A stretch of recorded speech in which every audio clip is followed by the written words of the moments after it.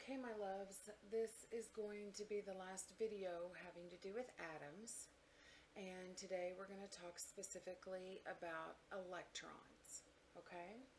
So I want you to write atoms continued, but I want you to title it electrons, okay? Now I want you to go ahead and set up the page like we do for Cornell Notes. I want you to go all the way down to the bottom of the page. So you have this side for extra information and this side for your notes. Okay? Alright, so I just want to recap real quick, and we're going to talk about the proton. The proton is positively charged.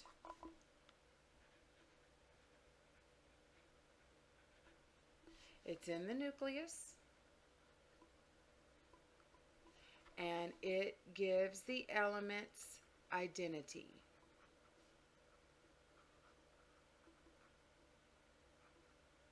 Okay? And then I want to remind you about the neutron. The neutron has no charge at all. It is also in the nucleus. Okay, and it contributes to the mass of the atom.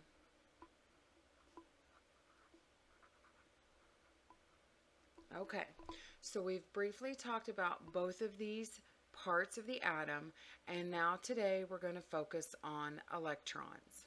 Okay, so let me give you a reminder that an electron is negatively charged. It is in the cloud, which is outside the nucleus. Okay? And what you need to know about the electron is that the electron is responsible for the element's reactivity. If the proton is responsible for its identity, or what it is, the electron is responsible for the element's reactivity. Okay? And that means how it reacts with other elements on the periodic table. So we're going to get into all of that. Okay, so we talked about the electron being in the cloud or on the outside. And we're going to use a model called a Bohr diagram.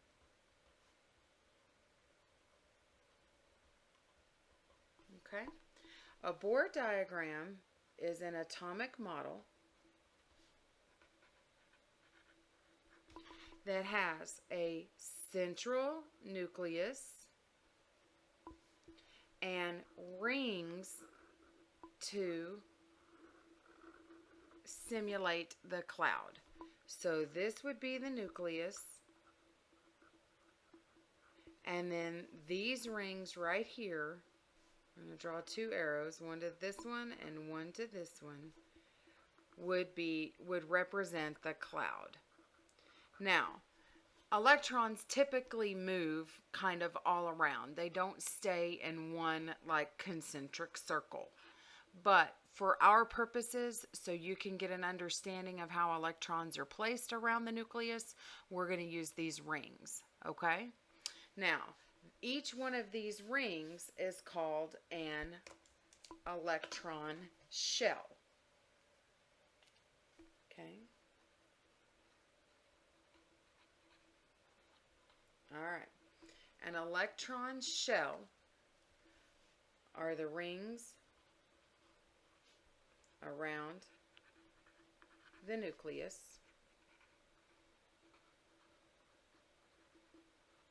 Okay. And these rings are filled with electrons. Okay? All right. So, if you have a nucleus, and then you have a ring, these rings are filled with electrons. All right, and that's what's denoted by the pink color. Okay, now you have two types of electrons. You have electrons that are just filling in the rings, and then you have this very outside ring right here. This outside ring has a special name. Okay, now we call the electron shell. Sometimes we call these rings a shell, but they can also be called an energy level. All right, so it can be a shell or a level. All right, this very outer ring is called the valence, and that is spelled Valence. Okay, valence electrons are located in the outer ring or shell only. Okay, they have a name. All of the rest of the ones don't. So these two on the inside, they're just simply called electrons. But these four on the outside are called valence electrons. That's their name. Now, the reason the valence electrons have a separate name is because they have a specific purpose. Their job is they determine how the atom will react. So their job is to determine reactivity. Okay? And I'm putting little stars by this, so you ought to know that that's important. The job of the valence electron is to determine reactivity. All right? And we're going to get really into this and how this happens. Okay. All right. So each of the shells, each of the rings, hold a specific number of electrons. All right? And I'm going to write this down for you. All right? Your energy levels, or your shells,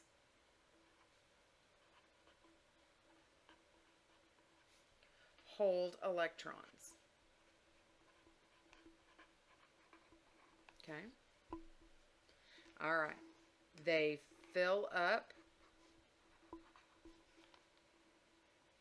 near the nucleus first.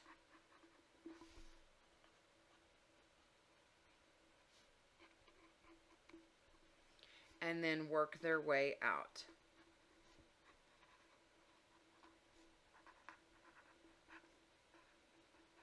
Okay, so in the shells, and we're going to deal with only the first 20 atoms on the periodic table. The first 20 elements is all we're going to deal with. So in elements 1 through 20, the first shell can only hold 2 electrons. Okay? The second shell can hold 8 electrons. And the third shell can hold 8 electrons as well. So you're going to remember 2, 8, 8. All right? And so we're going to just do a sample right here so you understand what I'm talking about. All right, I'm going to take the element neon. Neon is atomic number 10. Okay? So if I were to do Ape Man, I would know that neon's atomic number is 10. Therefore, it has 10 protons and 10 electrons. Now, neon's atomic number is 20. All right? Minus its atomic mass is 20. Minus its atomic number, which is 10. So, it gives you 10 neutrons. These are the 3 numbers that we need to create a Bohr diagram. Okay? All right, let me just adjust this real quick.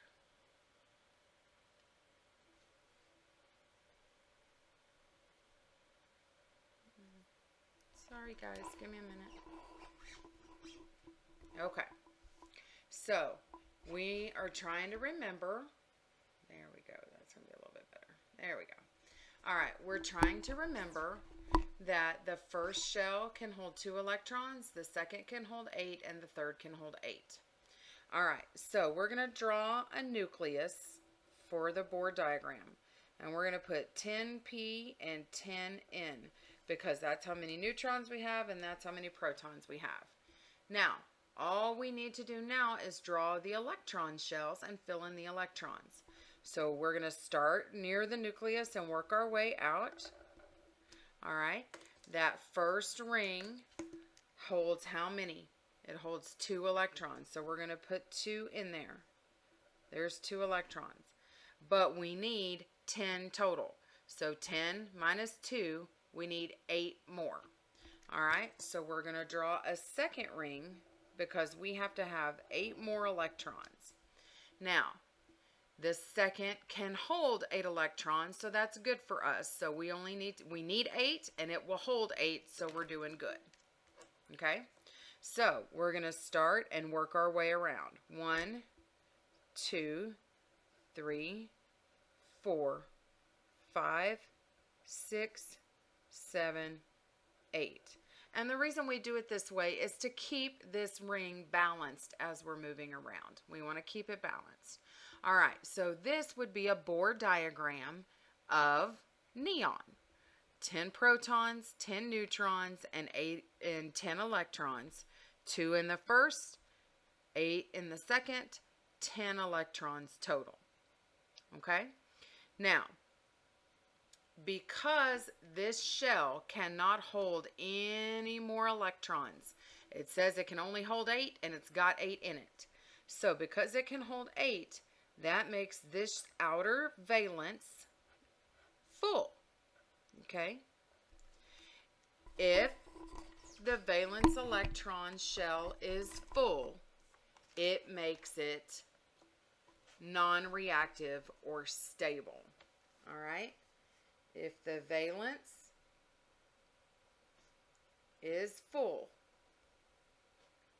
it is stable or non-reactive. Okay?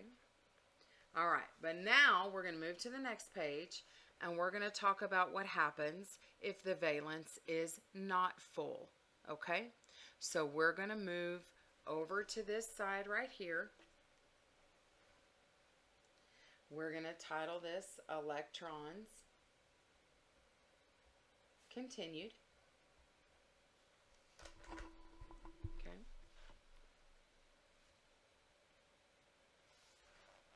All right. We are going to set it up in Cornell Notes all the way down the page. Okay. We've still got more notes to take, so you're still going to go all the way down the page. All right, and now we're going to talk about if the valence is not full, okay? All right, so now we're going to do another diagram with a valence shell. We're going to make another Bohr diagram of an element who does not have a full shell. All right, so in this one, we are going to model. Let's do an easy one. Let's do sodium. Na is sodium. Okay? All right. I need my periodic table. Hang on. Okay. Sodium has an atomic number of 11 and an atomic mass of 23. Now, I'm just writing it like this so I can remember. Top number, bottom number. Okay, so we're going to use 8-man. All right. The atomic number is 11, which means it has 11 protons and 11 electrons. The bottom number is 23 minus the top number, which is 11. So it has 12 neutrons. Okay? Now our neutrons do not equal our protons. This is an element where they don't equal. If you have more neutrons, that is called an isotope. Okay? And all an isotope is an element that has more neutrons than protons. Okay? It's not a big deal. Okay. Now we're going to draw this one just like we did the other one. We're going to draw a nucleus, We're going to put our protons, 11p and 12n, and then we're done with those. And now we need to draw our electrons. So if you remember, our first ring can hold how many? Our first ring can hold 2. All right. Now we need 11 total. 11 minus 2 is 9. So now we need to draw another ring. Okay. We need 9 more electrons, but this ring will only hold 8. 1, 2, 3, 4, 5, 6, 7, 8. All right. Now, if we count that up, that's 10 total. 8 and 2 is 10 total, but we need one more. So we're going to draw one more ring, and we're going to put that last electron right here. Okay. Now, this ring can hold 8. It holds 8 electrons. But there is only 1 in it. So you have room for 7 more. Okay? Because it only has 1, this shell is not full. If the shell is not full, that makes it unstable or unbalanced. So it is reactive. Okay? All right, so this, an empty shell or a shell with space in it. All right, it has room left. Has room for more electrons. All right, this one would be reactive. Now, neon, if you remember, neon was full. So it can't hold anymore, so neon is non-reactive. Now, we're going to talk about what happens if you have a reactive valence shell. All right, the valence, remember, is the outer shell. That's the valence. The outer shell. Okay? When it is unstable, it can react. Okay? And so, if it can react, it needs to bond with other elements so that it becomes stable or it becomes full. Okay? So now we're going to just title this bonding. And we're going to talk about how electrons bond. Okay. Atoms must bond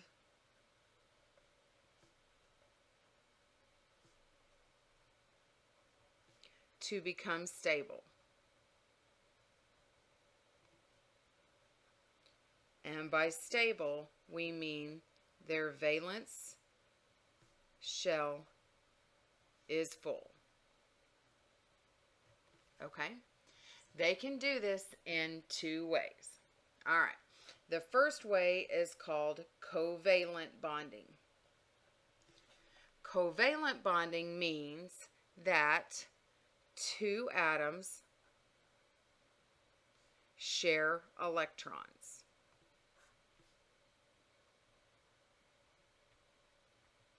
Okay. Keyword is share. Okay.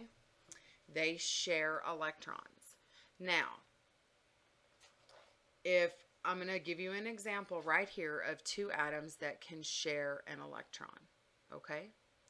All right. So, if you have hydrogen, we're going to use hydrogen because it's easy and there's not very many subatomic particles. So if we take hydrogen, its top number is 1 and its bottom number is 1. So if we do 8-man, atomic number is 1, so there's 1 proton and 1 electron. The mass is 1 minus the atomic number, so there's 0 neutrons. All right, so these are the 3 numbers we need right here. All right, if we draw hydrogen, okay, we have 1 proton, 0 neutrons. Then we're going to draw a ring, and that ring has 1 electron. Okay? Now this is how we make hydrogen gas. Hydrogen gas is two hydrogens bonded together. So a hydrogen plus a hydrogen gives you hydrogen gas. Okay? All right, now we have only one electron here and we need one more. So if we put these two hydrogens together, then you have another nucleus with one proton and 0 neutrons, and then you have another ring. All right? This ring has one electron as well. Okay? Now, this ring has one electron and this ring has one electron. But if we go back and remember, the first level, I'm going to write it again, can hold 2, and the second and third can hold 8. So in order for this to become full, we need 2 electrons in it. In order for this to become full, we need 2 electrons in it. This has 1 and this has 1. So if we bond these two together and we put this ring here and this ring here, then they can share each electron. So we go from being 2 separate atoms to being bonded together, sharing an electron, and both of their rings are full because both rings have 2 electrons. Okay? All right, now we're going to talk about ionic bonding. All right, first thing we need to know is what is an ion. An ion is an atom whose protons do not equal its electrons. Now, if it has more electrons,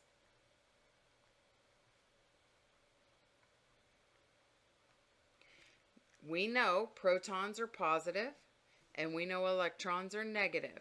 So if it has more electrons, it will be negatively charged.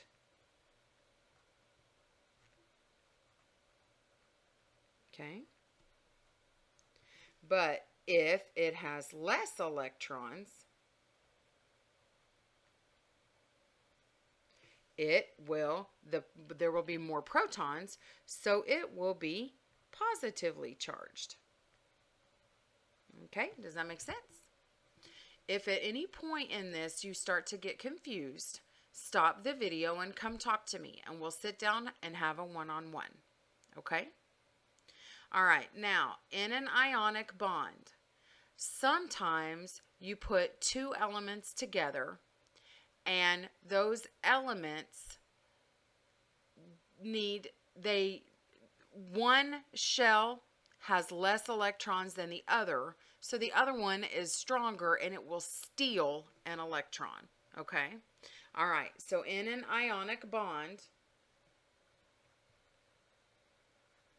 you can gain electrons or you can lose electrons. Oops. Okay, I'm going to turn the page because I'm out of room, and I'm going to show you how to do this on the next page. So we're going to go to the next page. Okay? All right.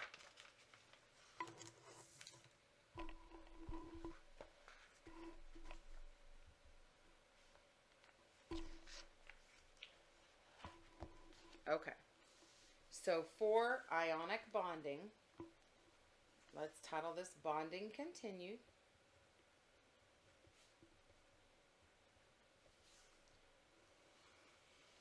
And this time we will leave room for a summary at the bottom because I don't need the whole page.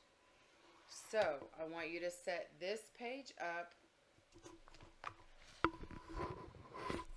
so that it looks like this. Okay? Alright.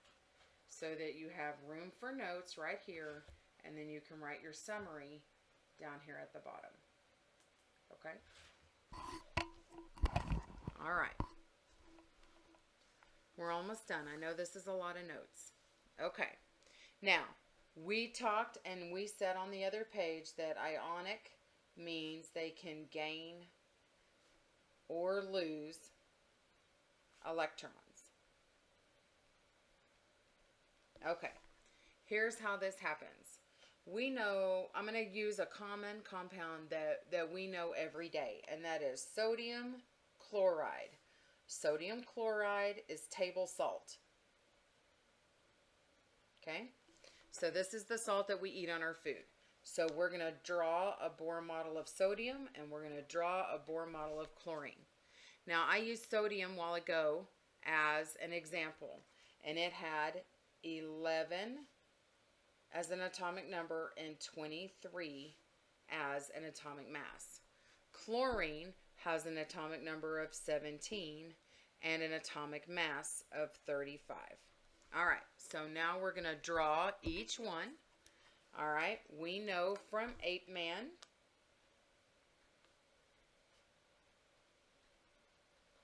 that the atomic number is 11, so there's 11 protons and 11 electrons.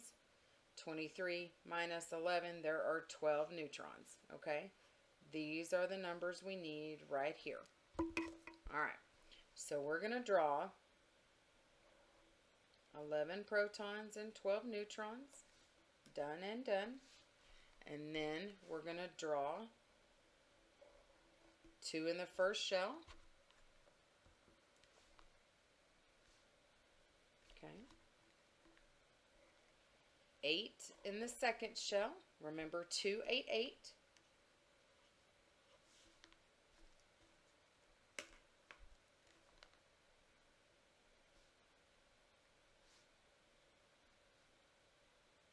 All right.